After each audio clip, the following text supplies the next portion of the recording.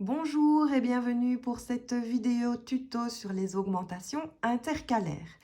Il en existe de plusieurs sortes, donc tricoter en maille endroit ou en maille envers, pencher vers la droite ou vers la gauche. On les appelle augmentations intercalaires car on va venir créer une nouvelle maille entre deux mailles existantes. Pour cela, on utilise le fil qui est entre les deux mailles. Pour l'augmentation penchée sur la droite, moi je retiens que dans droite, il y a le R comme dans derrière et donc je vais venir chercher ce fil avec l'aiguille gauche par l'arrière. Ça marche aussi en anglais puisque ça se dit make one right et que ça s'écrit en abrégé M1R. R comme dans derrière. Et je tricote par le brin avant à l'endroit.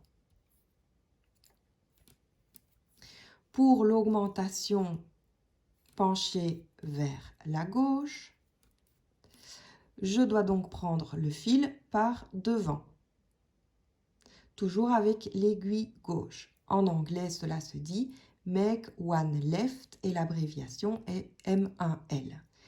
Et cette fois, je tricote dans le brin arrière, toujours à l'endroit.